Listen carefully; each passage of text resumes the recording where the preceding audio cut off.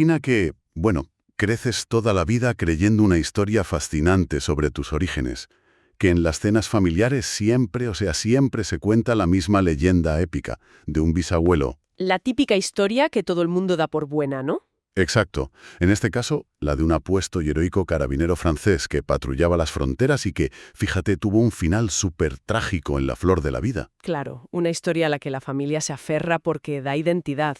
Totalmente. Pero un día decides escarbar un poco. Te vas a unos archivos polvorientos, tiras del hilo y descubres que ese hombre no era francés. Y no solo eso, sino que ni era carabinero, ni su vida se parecía en nada a la leyenda. Madre mía, es que eso lo cambia todo. Y lo más impactante de este análisis a fondo de hoy es que, al desmontar ese mito, terminas encontrando una verdad que te conecta con caudillos vikingos, reyes de Inglaterra y hasta plagas devastadoras en Europa. Es que es un punto de partida maravilloso para nuestra inmersión profunda. Porque, a ver, la memoria familiar es un terreno súper resbaladizo, lleno de trampas, pero también de tesoros ocultos, ¿verdad? Sí, sin duda. Y bueno, hoy vamos a analizar las exhaustivas notas y los documentos rescatados por un investigador, Juan Bautista. Él se propuso algo que parece sencillo, que es rastrear su apellido materno, Taillefert. Un apellido que, siendo sinceros, en medio de un pueblo de Andalucía como San Juan del Puerto en Huelva, pues llama poderosamente la atención. Llama la atención y rompe todos los esquemas locales, claro. Y lo que logró con su investigación va, muchísimo más allá de un simple árbol genealógico.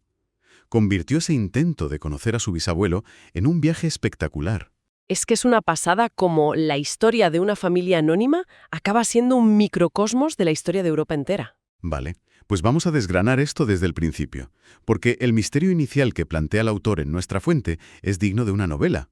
Su madre siempre le hablaba de este bisabuelo, Pedro Taillefer Márquez, y la narrativa oficial de la casa era que Pedro era un carabinero francés que murió trágicamente a los 47 años. Ajá, ¿47? Sí, y esa edad era clave en el mito porque coincidía mágicamente con el año en que nació la propia madre de este investigador, 1947. Claro. A ver, esa simetría de fechas es precisamente el primer indicio de que estamos ante una construcción narrativa. O sea, un mito hecho a medida. Exacto. Es que el cerebro humano adora los patrones. Cuando una historia se transmite de forma oral, al calor del hogar, generación tras generación, la familia tiende a pulir las aristas que son más aburridas. Ya, y redondean los datos para que suenen más heroicos, ¿no? Eso es. Pues la poesía se da de bruces con la burocracia en este caso, porque la realidad que revelan los registros civiles es otra historia completamente distinta.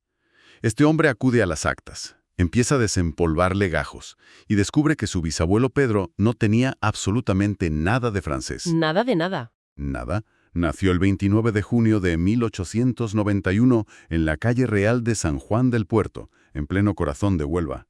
Y su profesión no era la de intrépido carabinero, sino la de jornalero. Trabajando la tierra de sol a sol, claro. Exactamente. Y el detalle más revelador, o sea, lo que desmonta todo, es que no murió a los 47 años. Falleció a los 55 a causa de un ictus.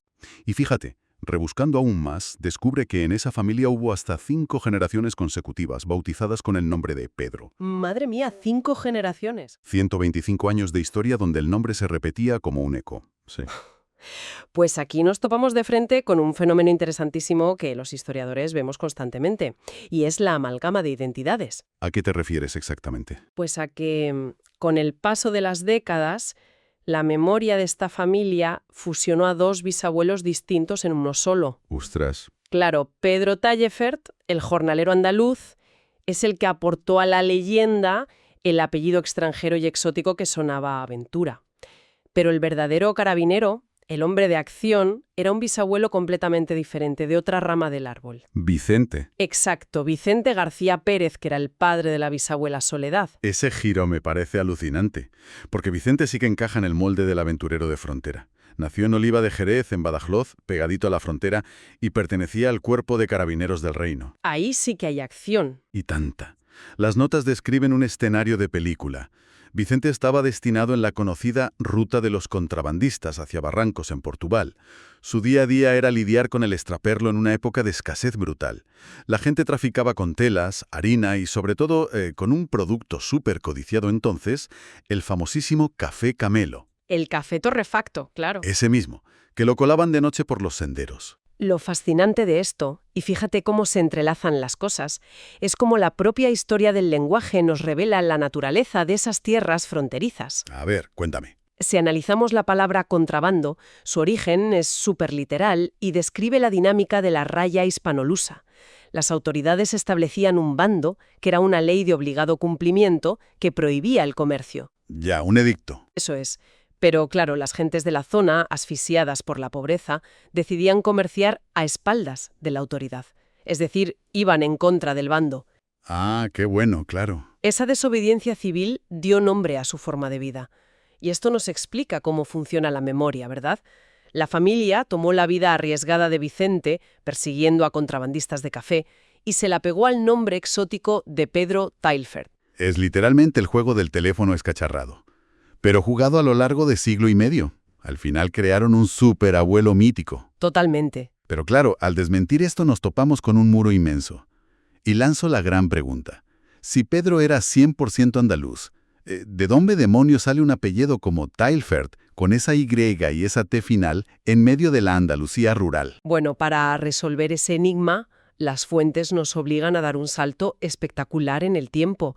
Dejamos el siglo XX y nos vamos a la Francia medieval, Casi nada. a la época de las incursiones nórdicas. Imagínate, el apellido Taillefer esconde un origen etimológico bélico puro y duro. Nace de unir dos términos franceses, taille, del verbo cortar o tajar, y fer, que significa hierro. Cortar el hierro. Cortar el hierro. Y a ver, por lo que he leído en las notas, esto no era una metáfora poética. Este apodo se gana a golpe de espada en el siglo IX. Guillermo I, conde de Angulema, estaba batallando contra los invasores normandos, y según la crónica le asestó un sablazo tan brutal al jefe vikingo Storis que logró partir en dos la coraza de hierro del caudillo. Un golpe épico. Tan épico que su descendencia adoptó Taillefer como sobrenombre oficial a partir de ahí. Y es que hablamos de la casa de Taillefer, que fue un linaje súper importante en el condado de Angulema.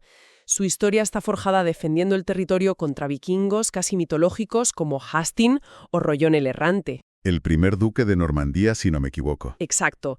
De hecho, ancestros de este linaje dedicaron su vida a construir fortificaciones inmensas para frenar a esos vikingos. O sea, todo muy de relato de caballería, pero lo que me dejó de piedra es cómo esta línea de sangre acaba cruzándose nada menos con la realeza británica. Ah, sí, la historia de Isabel. Exacto. Saltamos al siglo XIII y aparece Isabel Taillefer, la condesa reina. Una mujer que con solo 12 años fue secuestrada el mismo día de su boda con Hugo X. Y el responsable del secuestro tela, porque no fue un noble cualquiera. Fue Juan sin tierra, Ni más ni menos. el rey de Inglaterra, el sucesor de Ricardo Corazón de León. Se encaprichó, la raptó y la hizo reina consorte. Y saber que un jornalero de Huelva tiene un hilo directo con todo esto es alucinante. Pero, a ver, aquí te tengo que hacer de abogado del diablo, porque tengo una duda. Dime. Los documentos muestran que el apellido tuvo hasta 17 variaciones documentadas a lo largo de los siglos. Tallafer, Tallafert, Taiciafert, hasta el Taillefert final. Sí, una evolución muy caótica. Y las fuentes insinúan que cambiar la I latina por la Y daba prestigio aristocrático. Pero sinceramente, conociendo los registros de la época, no es de cajón pensar que el cura o el funcionario simplemente no tenía ni idea de francés y escribió lo que le sonaba, cometiendo faltas de ortografía a mansalva. A ver, es una objeción muy válida. Claro que sí. La inmensa mayoría de los cambios, como escribir Tallafer con A, son pura transcripción fonética. El escribano anotaba lo que su oído español captaba. ¿Ya? ¿Cómo suena? Claro, pero lo de la Y es un caso aparte. No siempre era un accidente. Tras el Renacimiento, hubo una corriente erudita que consideraba que la cultura de Atenas era superior a la de Roma. Ajá, la moda de lo griego. Eso es. Entonces, meter la Y y los nombres o apellidos se volvió una tendencia estética, para dar una pátina de nobleza antigua. Es por lo que a veces se escribía Reino de España con Y. Así que sí, había algo de búsqueda de estatus en esa caligrafía. Vale, te compro la distinción, pero claro, conocer a reyes y héroes medievales no responde a la gran pregunta que se hacía al investigador. Hay un vacío inmenso entre un castillo en Francia y un campo en Andalucía. Su misión era encontrar al primer francés que pisó España. Y ese es el momento más tenso y emocionante de cualquier trabajo de archivo. Encontrar ese eslabón perdido. Horas de descifrar letras ilegibles, me imagino. Sí, sí, pero lo encuentra. Retrocediendo, llega al primer ancestro nacido físicamente en Francia que aparece en los registros de Andalucía, Juan Tallafer, el pentabuelo del autor. ¡Qué momento! Y los documentos muestran que se casó con una andaluza, Dolores Ramos, de Villarrasa, y hasta aparecen los padres de este pionero, Francisco Tallafer y María Magdalena Escayer, originarios de Francia. Ese descubrimiento debió ser un triunfo total. Pero claro, surge el interrogante lógico. Si naces en Francia, ¿qué te empuja a cruzar los Pirineos y a acabar en la provincia de Huelva? Pues las notas plantean varios escenarios y los someten a la prueba de las fechas. Sí, y el primero que siempre se menciona en Huelva es la filoxera, ¿no?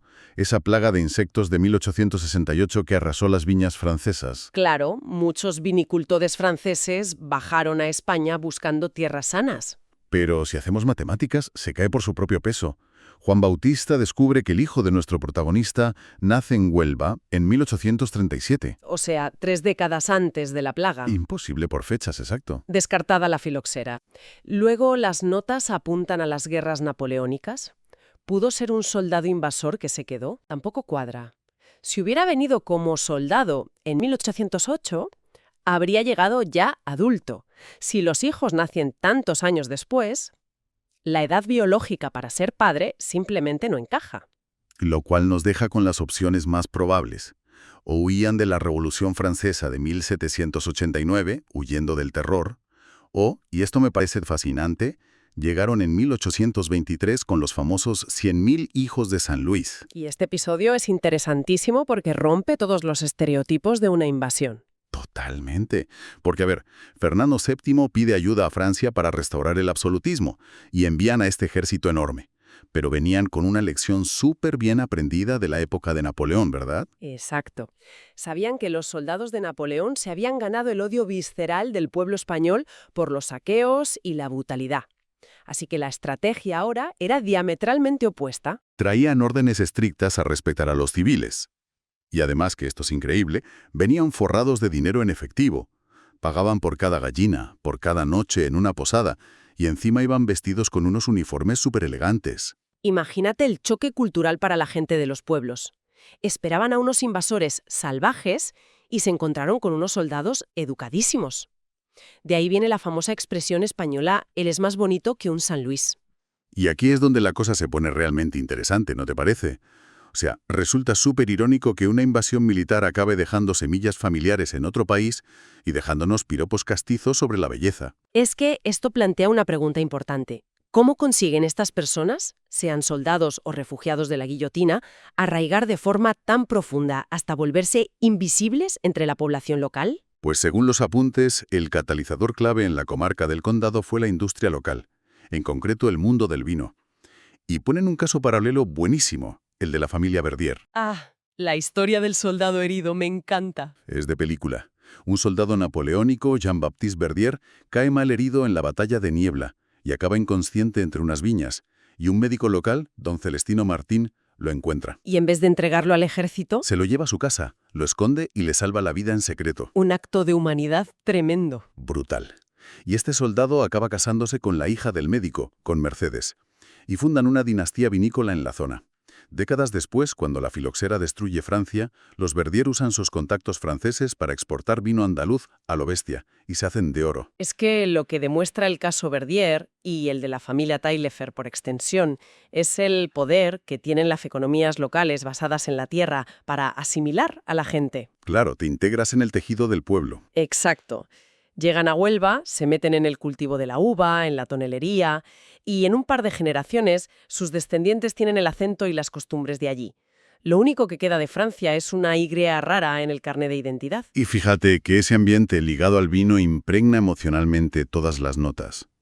El investigador recuerda su infancia en San Juan del Puerto y describe el patio enorme de sus tíos abuelos. Habla de las parras cargadas de uvas, el olor a azúcar en el verano y las avispas zumbando alrededor. Una memoria supersensorial, sí. Completamente. El deseo de coger la uva y el pánico a que te pique la avispa. Y fíjate cómo esa imagen conecta con la propia literatura de la región. En los apuntes se menciona la obra maestra de Juan Ramón Jiménez, Platero y yo. Un clásico absoluto. Pues en esas páginas, Juan Ramón Jiménez describe exactamente ese ambiente. El tráfico de barcos de vino por el río Tinto hacia Francia, e incluso menciona a comerciantes franceses reales que vivían allí, llamándolos Monsieur Dupont. ¡Qué barbaridad! Todo encaja. ¿Y entonces qué significa todo esto? Pues que el autor usa esa estampa del patio como una gran metáfora. Para saborear los frutos dulces de una nueva vida, aquellos primeros Taillefer tuvieron que enfrentarse a sus propias avispas. El miedo a lo desconocido, el rechazo, el idioma. Exacto, tuvieron que atravesar el miedo para echar raíces reales. Si tomamos perspectiva de todo lo que hemos repasado, es que la magnitud del viaje es impresionante. Empezamos intentando comprobar si el bisabuelo era un carabinero francés que murió a los 47, Y resulta que era un jornalero andaluz. y por el camino hemos descubierto contrabandistas de café, vikingos partiendo corazas, modas renacentistas cambiando la ortografía y a tropas invasoras fundiéndose en la cultura del vino de Huelva. Todo eso escondido en un solo apellido. Es sobrecogedor. Y creo que esto demuestra por qué a cualquiera que nos escuche debería importarle este tipo de investigación. La odisea de esta familia demuestra que nadie surge de la nada. Cada persona que está viva hoy es el daño colateral o el milagro resultante de corrientes geopolíticas inmensas. Somos literalmente archivos históricos andantes. Llevamos el rastro de guerras y exilios en la propia ortografía de nuestro nombre. Y eso nos deja con una reflexión final espectacular, creo yo. Si un error de un cura o confundir a dos abuelos puede ocultar durante décadas una conexión con vikingos y exiliados franceses, ¿qué leyendas estarán circulando ahora mismo por las familias de quienes nos escuchan? Leyendas que todos aceptan como verdades absolutas. Esa es la gran pregunta. Si alguien se animara a rascar la superficie de su propio árbol genealógico, ¿qué realidades históricas y fascinantes podrían estar esperando a ser descubiertas bajo una simple anécdota de sobremesa? Ahí lo dejamos.